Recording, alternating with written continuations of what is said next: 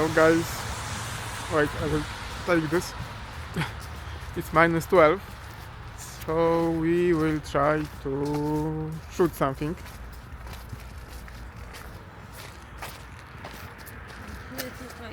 But this is Ice Age for us, so we probably will end shooting in the studio. So fingers crossed, we will not die from freezing. So guys, we didn't make it. It's too cold, so we are getting back to studio. So guys, we are back in the studio. There is too cold. It's an ice age and no way we will shoot there at minus 15, 12 and how much it will be.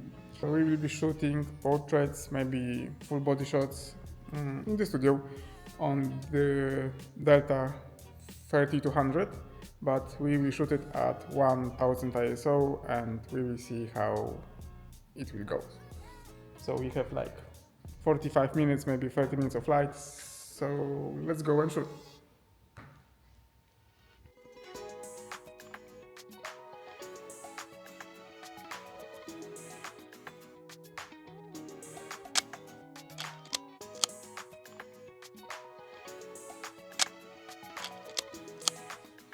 So hi guys, you probably should know the drill right now. I am recording.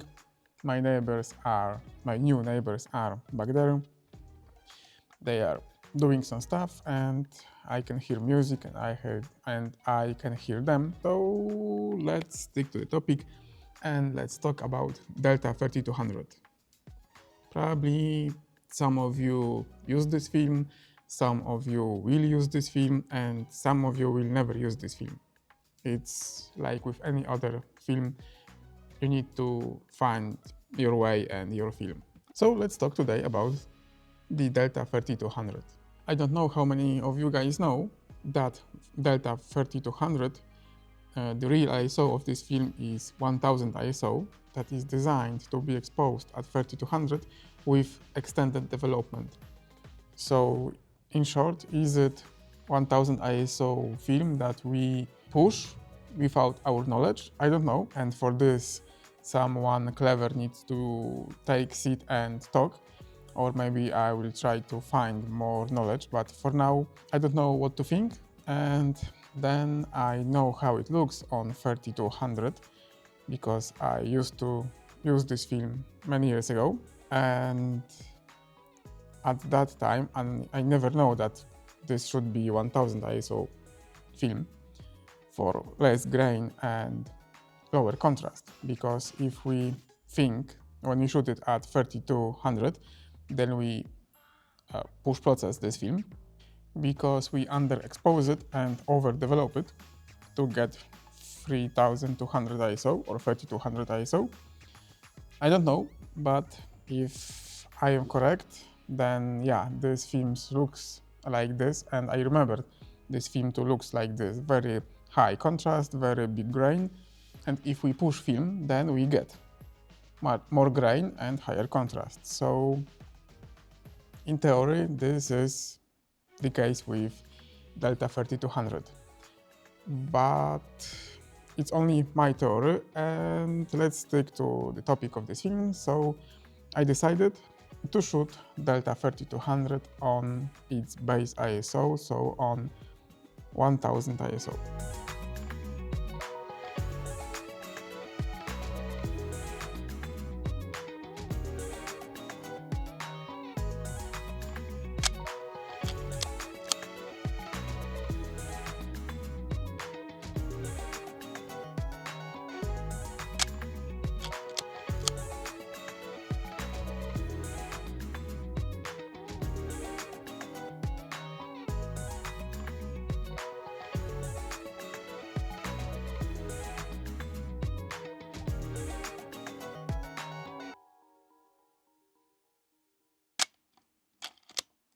So I decided to test this theory of base ISO of 1000 ISO. But to achieve the best results, Ilford says that we should use DDX developer. but I don't have DTX developer at that time, of course. So in my studio I have only two developers. I have Rodinal and I have D76. So I decided I will use D76. It should give me smaller grain and better quality of my photos. To give this film the best chance, I take fresh batch of D76 and mix it to have fresh D76, the stock solution, and I develop this Ilford film in 1:1 ratio. So when we get back to studio from eating our late breakfast and have short walk outside in the Ice Age era, we have like 1 hour of light, estimated 1 hour of light to shoot this film. So we decided that we will shoot this film in 3 ways. One, we will try to use as much daylight as we get.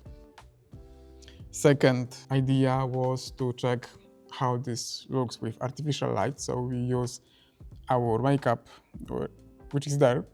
So we used our makeup lights to get light on Agnieszka, and we still get some natural light from the windows back there on cyclorama. And the third case I wanted to check is the flash photography. Last shots I did on 120 format because I remember only 120 format from my earlier days of photography. So let's talk about the results. And yeah, we are definitely in grain city, especially in 35mm format. Probably lens that I use on my Leica, the Voigtlander Heliar Classic 50mm, give this film little bit help because this lens is rather soft and have this dreamy old style vibe. This could be a very nice combo to shoot this film with this lens more often. So I need to say that this film have its strong sides. The grain could be artistic way to express yourself and could be a part of your story. So yes, the grain is obviously there.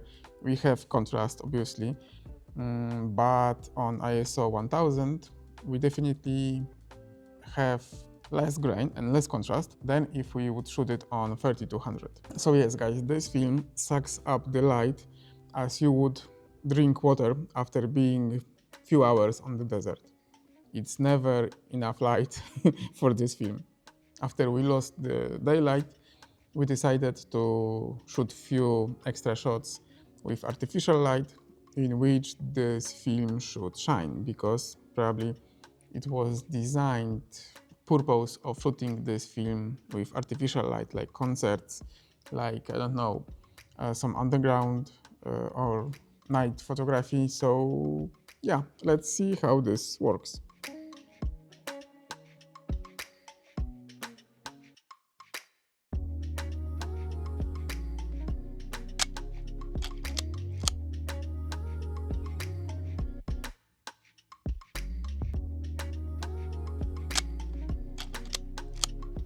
Okay guys, without microphone, so I hope you will hear me properly.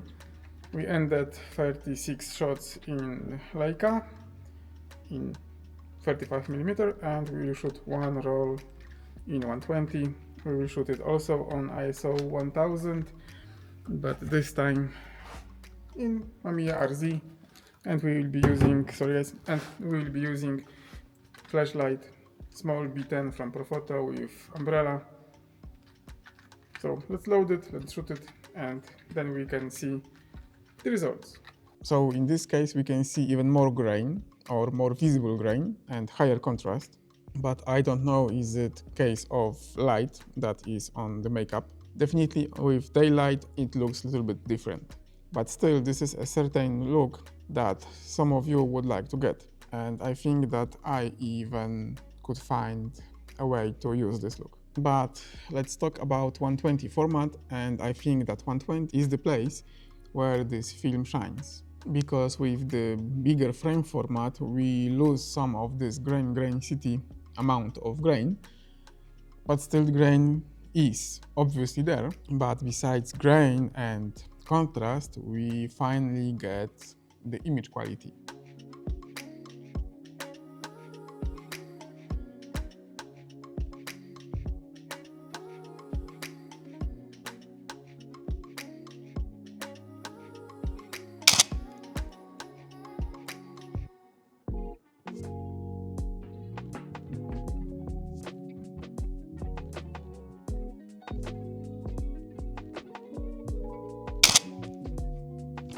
So yeah, then with this format, images and film starts to look very, very nice. It's, I can say, even very pleasant surprise how this film looks on 1000 ISO in 120 format. And yeah, we get some details in the shot that are more visible than on 35mm. And as I told you, we shoot on purpose with the flash, and I decided to use deep umbrella with the fusion on purpose because I wanted to see how shadows will look and how contrast will look, and especially the details in the shadow, how they will look with this film. And using umbrella will give me higher contrast than the standard softbox with the same size.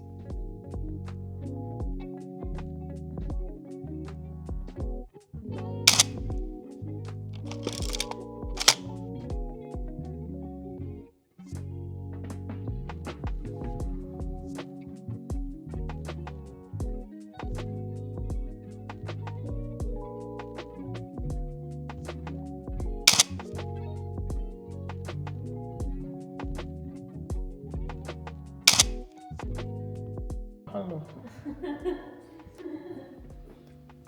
Finish, guys. But yes, I think that this Delta film would be great for a storytelling or some environmental portraits. I can think of few scenarios that I could use this film, and I will probably try to shoot this film. So yes, I definitely need to buy a few rolls more of this film, especially in 120, but in 35 as well. I remember this film totally different than I discovered it this week. But then I was shooting this film at box speed of 3200 and it was lab developed and scanned. But on 1000 ISO or 1600 ISO, this film is definitely more usable for more people than on 3200. So to sum up, what we learned today, I learned to read manuals because probably if I would read the manual or datasheet for this film, then I would know this like 15 years ago to shoot this on 1000 ISO. And then I would use this film more often. But guys, let's be honest and don't lie. How many of you read manuals or datasheets for film? I bet that most of you never read manual. I'm in that group as well, so you know. This was first time that I really read the manual and I discovered something new, and I wish I did it earlier. So guys, let's read manuals and shoot more of this Delta 3200 because this is very nice film with ton of character. I think this is it what I can tell you about this film and my newest discover when read manual. I hope you like this film, subscribe to my channel, remember to shoot film, and see you in the next one. Bye guys!